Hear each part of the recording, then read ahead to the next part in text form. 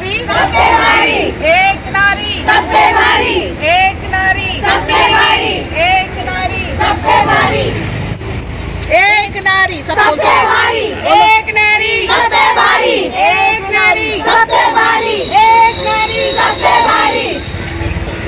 हो गया। फाल्गुनी ब्रह्मभट्ट काफ़ी बड़ा नाम है, बहुत बड़ी एडवोकेट है। यारी रोड वर्सोवा से जो मैदान में उतरी हैं, 10 पुरुषों को टिकट दिया गया है और अकेली महिला है ये। इस इलाके की अगर बात करें तो समुद्र से काफ़ी सटा हुआ है। मछुआरों की बहुत सारी समस्याएं हैं जिनको पूरा करने का वादा किया है फाल्गुनी ने।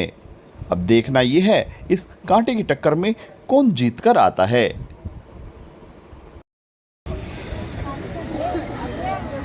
मैम क्या कहना चाहो, सबसे पहले आपका परिचय।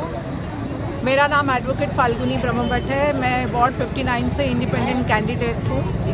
11 कैंडिडेट से टोटल, उसमें 10 जेंट्स है और मैं इकलौती औरत हूँ। तो आज ये कैंपेनिंग जो है कहाँ से कहाँ तक जा रही ये है? हमारी कैंपेनिंग अभी यहाँ से शुरू होगी, वहाँ लेफ्ट से पर्ल हाइट से लेके वर्सोवा गांव से निकल के फिर शिव मंदिर के पास खत्म होगी।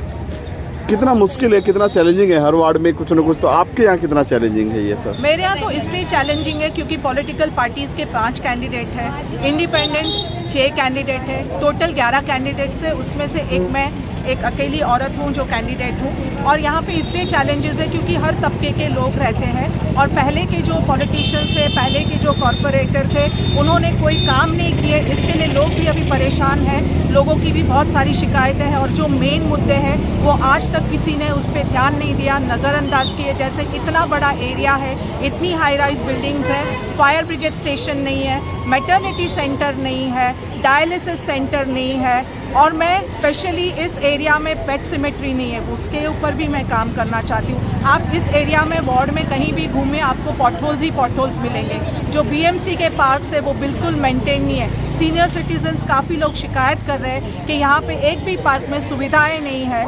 बीएमसी के इतने सारे फंड्स उनको मिलते हैं लेकिन वो फंड्स इतने सालों में, अभी रिसेंटली 5 करोड़ का फंड उनको मिला था गार्डन्स का डेवलपमेंट करने के लिए, कहीं भी फंड्स का उपयोग नहीं हुआ है।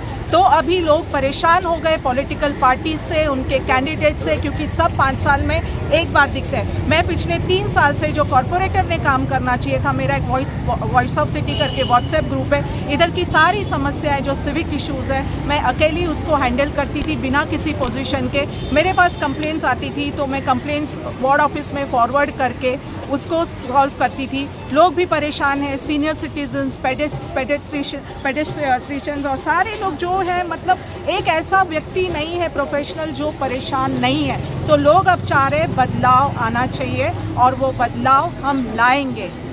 एक अकेली महिला है, सब जेंट्स हैं यहाँ पर, फीमेल आप अकेले कैंडिडेट, तो आपको लगता है कि मतलब बाजी आप ही मारेंगे यहाँ पर? बाजी मारना या नहीं मारना वो मैं नहीं जानती हूँ, लेकिन मैंने एक डेयरिंग की है कि मेरा कोई पॉलिटिकल बैकग्राउंड नहीं है, मैं फाइनेंशियली इतनी साउंड नहीं है, मैं भी इन लोगों की तरह एक आम इंसान हूँ, फिर भी मैंने डेयरिंग की है। और 10 मर्दों पे अकेली औरत, भारी तो ज़रूर पड़ूंगी, जीत या हार तो मैं नहीं जानती हूँ, लेकिन मैं सबके नाक में दम कर दूंगी और जो भी आएगा चुन के, अगर मैं नहीं आई, जो भी आएगा उसको काम करना ही पड़ेगा। नहीं करेंगे तो हम ऐसा करेंगे कि उनको छोड़ के जाना पड़ेगा।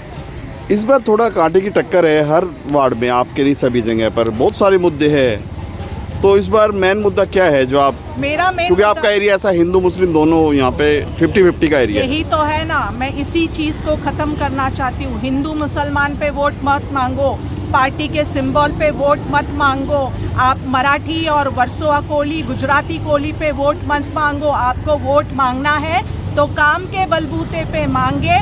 और जो भी इतने सारे कैंडिडेट्स हैं, एक इंसान मेरे अलावा दिखा दे कि इस पूरे एरिया में किसी ने काम किया हो, पब्लिक की सेवा की हो या पब्लिक का एक काम भी किया हो ना, तो मैं कुछ भी हारने को तैयार हूँ।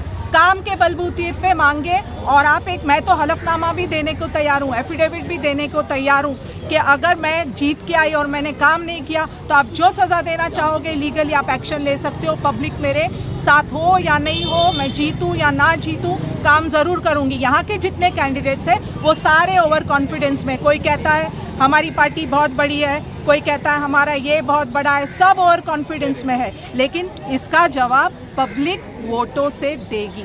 आपका एरिया कितना बड़ा है और कितनी आबादी है यहाँ पर? 49,000 की आबादी उसमें वोटर्स है।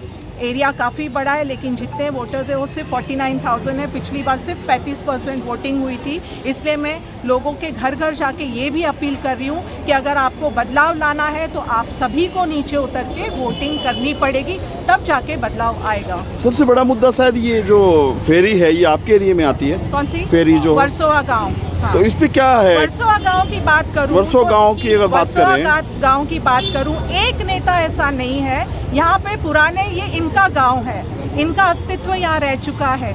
फिश मार्केट नहीं है इनके लिए। अभी भी आप देखेंगे तो उधर कोली औरतें रास्ते पे बैठ के मच्छी बेच रही है, लेकिन इनकी आवाज़ कोई नहीं। पॉलिटिकल पार्टीज के पीछे, पर इनकी आवाज़ कोई नहीं उठा रहा है। फिश मार्केट की आवाज़ मैंने उठाई है कि अगर मैं चुन के आई तो मैं इनको फिश मार्केट बना के दूंगी। ये सारे मुद्दे कोई नहीं उठा रहा है। सब जातिवाद पे वोट मांग रहे हैं, सब बोल रहे हैं हम ये करेंगे। किया किसी ने नहीं है। अगर आप लोग अपनी पार्टी के बलबूते पे आ रहे हैं तो कौन से ऐसे नेता ने ऐसा काम किया है कि भाई आपको फिश मार्केट तक नहीं, इतने सालों में 60 साल हो गए, 70 साल हो गए, फिश मार्केट नहीं है। जोड़ने की बात कही जा रही है मालवनी से। के वोट मांग रहे हैं। मैं जोड़ने की बात कर रही हूँ, चाहे वो हिंदू हो, मुसलमान हो, कोई भी हो। हर जाति धर्म के इंसान को इक्वल रहना चाहिए, उनको सभी को साथ में खड़े रहना चाहिए। ये काट के वोट बांट के करने की ज़रूरत नहीं है। हिंदू मुसलमान मत करो, काम करके दिखाओ। अब बदलाव की ज़रूरत है। सबसे गंदा वार्ड 959 है यहाँ पे।